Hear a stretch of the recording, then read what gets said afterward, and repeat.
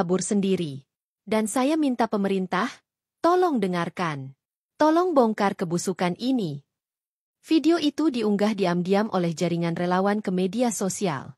Dalam hitungan jam, dunia meledak. Media internasional mulai menyorot gedung misterius di Sihanoukville. Nama Raffi jadi trending.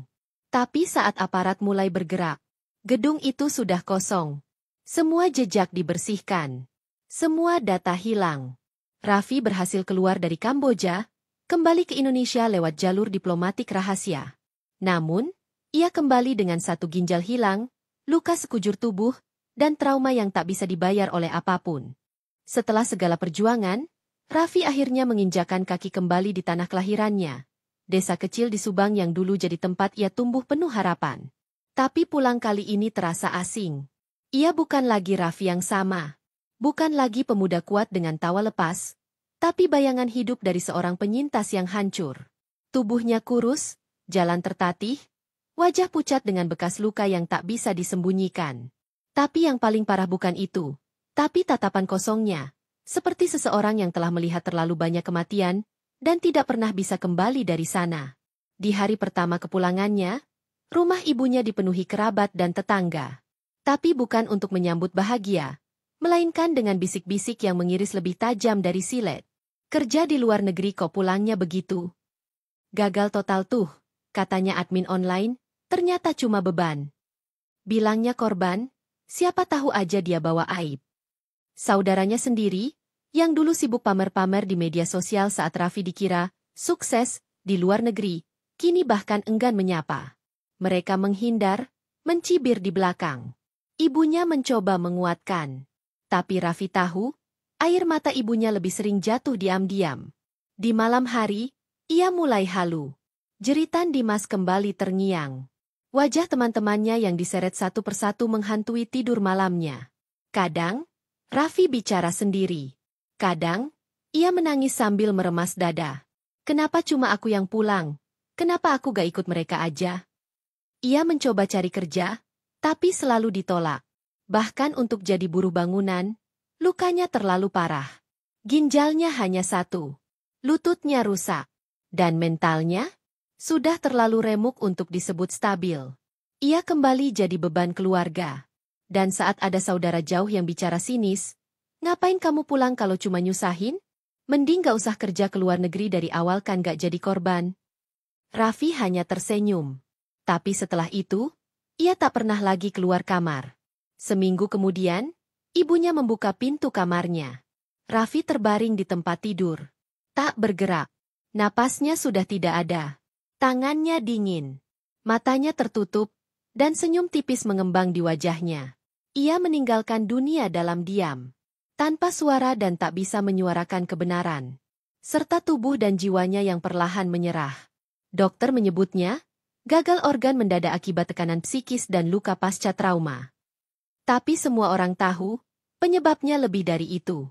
Bukan karena psikis maupun luka yang dialaminya, tapi karena dunia tak memberinya tempat untuk hidup setelah selamat dari neraka.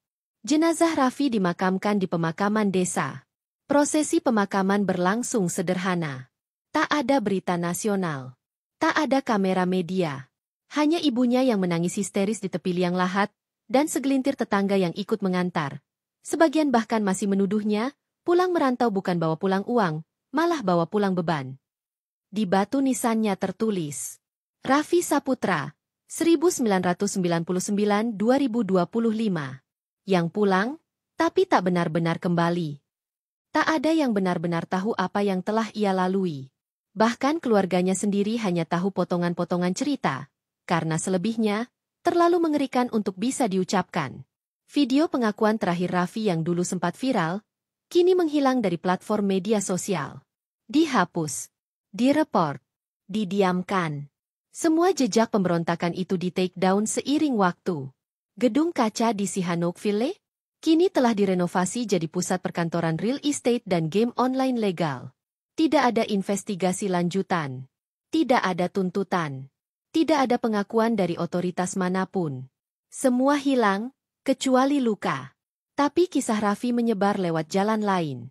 Dari mulut ke mulut. Dari aktivis ke aktivis. Dari komunitas ke komunitas. Namanya disebut dengan bisik-bisik, tapi dengan hormat. Sebagai simbol dari semua korban yang tak pernah ditemukan. Sebagai bayang-bayang dari ratusan TKI yang dijebak, disiksa, dan dipanen seperti barang dagangan. Dan bagi ibunya, setiap malam sebelum tidur, ia masih memandangi foto Raffi kecil di rak kayu dekat jendela. Ia tak pernah menghapus noda darah di ujung bantal yang dulu digunakan anaknya saat tidur terakhir kali. Kamu pulang, nak, tapi dunia ini gak pernah benar-benar menyambutmu. Cerita Raffi mungkin telah selesai. Tapi di luar sana, sindikat itu masih hidup. Mereka merekrut lagi. Menebar lowongan palsu lagi. Mengirim bus, pesawat, dan janji manis pada anak-anak muda lain yang tak tahu apa yang menunggu. Dan jika kita semua tetap diam, akan ada Raffi lain. Akan ada Dimas lain. Akan ada lebih banyak ibu yang kehilangan anaknya, bukan karena perang, tapi karena ketidakpedulian. Begitu banyak dari mereka yang berangkat untuk mencari nafkah, tapi justru tak pernah kembali. Raffi hanyalah satu dari sedikit yang berhasil lolos. Tapi masih banyak nama-nama yang hilang, tak terdengar, dan terlupakan. Mari jangan diam. Jangan anggap ini cuma cerita. Karena bisa jadi, besok, korban berikutnya adalah orang yang kita kenal. Tulis pendapat kalian di kolom komentar. Apakah kalian percaya masih banyak sindikat seperti ini di luar sana? Jangan lupa subscribe. Bantu sebarkan cerita ini agar semakin banyak yang sadar akan bahaya perdagangan manusia.